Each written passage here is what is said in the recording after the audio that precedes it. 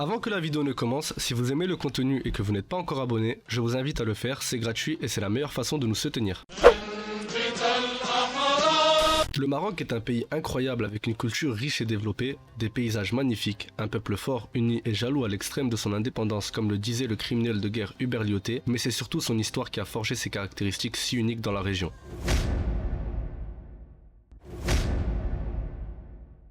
Quand une grande partie de l'Asie et la totalité de l'Afrique étaient soumises aux puissances coloniales, le Maroc fera figure d'exception et ne tombera sous la coupe européenne qu'en 1912. Suivront ensuite 28 ans de guerre pour pacifier la totalité du pays. Il sera le dernier pays africain avec l'Éthiopie à être resté indépendant et ne subira qu'une très courte occupation en comparaison avec ses 13 siècles d'indépendance. D'ailleurs, les Français sont conscients que sans la collaboration de l'élite du pays, la conquête de ce royaume historiquement rebelle à toute servitude ne pouvait être qu'illusoire. On peut citer cette lettre de protestation du sultan à propos de l'acte d'Algésiras. Je représente un peuple qui n'a jamais été une colonie et qui n'a jamais été ni soumis ni asservi. Il s'agit d'un empire qui, depuis des siècles et des générations, est resté autonome. L'empire saadien, sous le règne du célèbre sultan El-Mansour el-Dehbi, a littéralement été un fossoyeur d'empire.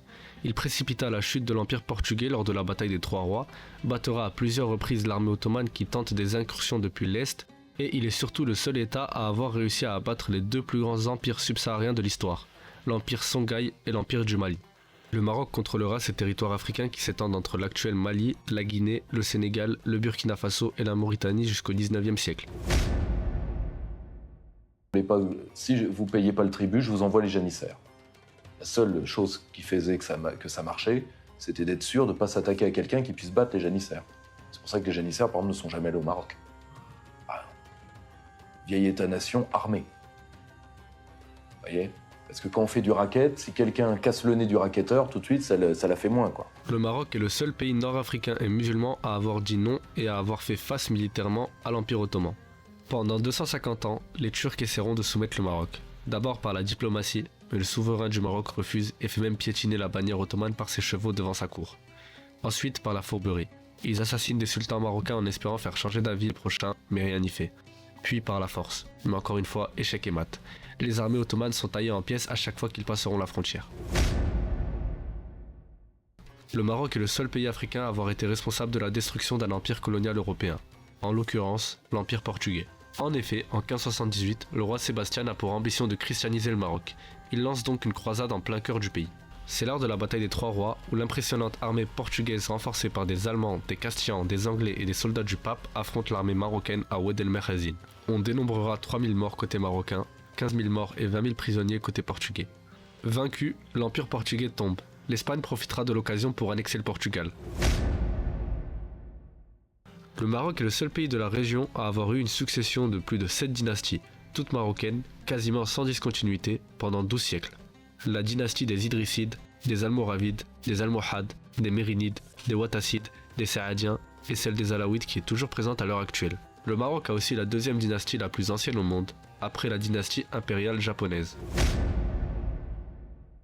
Pendant plusieurs siècles, Marrakech et Fès, les capitales spirituelles et culturelles du Maroc, figuraient parmi les plus grandes villes de la planète. En 1200, Fès était la plus grande ville du monde.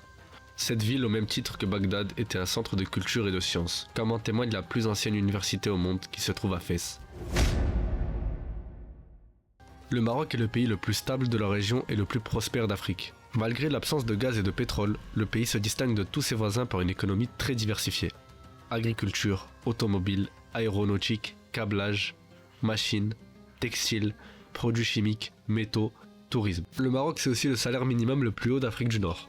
La plus importante place financière du continent, le pays africain qui investit le plus en Afrique subsaharienne, le leader continental pour ce qui est de l'industrie pharmaceutique, la croissance la plus élevée d'Afrique du Nord, les meilleures infrastructures d'Afrique, le pays le plus visité d'Afrique avec 13 millions de visiteurs devant l'Égypte avec ses 11 millions par an. Bref, vous l'aurez compris, le Maroc est un véritable géant sur le continent. Comment parler du Maroc sans aborder sa gastronomie qui est unique, non seulement dans la région, mais également dans le monde. Pastilla, tagine, couscous, tangia, méchoui, rfissa, harira, semmen, bagrir, shfenj, harsha, briouet, shiblakia, et je pourrais passer des heures à en citer d'autres. Bref, le Maroc possède assurément une gastronomie réputée mondialement et qui fait l'unanimité. Presque tous les sondages, les magazines et les chefs réputés la classent parmi le top 5 mondial. Il existe d'ailleurs des restaurants marocains dans les 4 coins du monde. Tout comme la gastronomie, l'architecture marocaine est la vitrine d'une histoire unique. Son influence est telle que l'on retrouve des joyaux de l'architecture marocaine partout à travers le monde. Espagne, Algérie, Malaisie, France, Oman, Sénégal, Floride, Émirats et même jusqu'en Amérique du Sud avec par exemple la mosquée de Coquimbo au Chili, ou la copie identique de l'Alhambra de Grenade également au Chili, est totalement réalisée et rénovée par des artisans marocains. Mais on ne va pas s'attarder là-dessus, ce sujet mérite à lui seul une vidéo. Les Marocains sont l'un des peuples les plus patriotiques au monde. Bien qu'ils ne le montrent pas forcément en agitant des drapeaux partout, les Marocains sont très attachés à leur pays, à leur institution millénaire et surtout à leur indépendance. Des exemples, il y en a des centaines. L'un des plus récents est la marche verte où les Marocains ont répondu à l'appel de leur roi pour marcher sur le Sahara et l'arracher des mains des Espagnols. Selon l'enquête menée par Gallup International, le Maroc arrive en tête des pays où les citoyens sont prêts à se battre pour leur nation avec 94%, classant ainsi le royaume devant les îles Fidji et le Pakistan. Vous l'aurez compris, de par son histoire millénaire, ses traditions ancestrales, sa culture d'une richesse exceptionnelle et l'union de son peuple, le royaume du Maroc est un pays absolument unique en Afrique. C'est déjà la fin de cette vidéo, en espérant que ça vous aura plu. On travaille sur beaucoup de projets en parallèle, c'est ce qui explique notre longue absence. On sera beaucoup plus productif à l'avenir, c'est promis. Et merci à tous pour vos retours, ça nous fait extrêmement plaisir. Assalamu alaikum.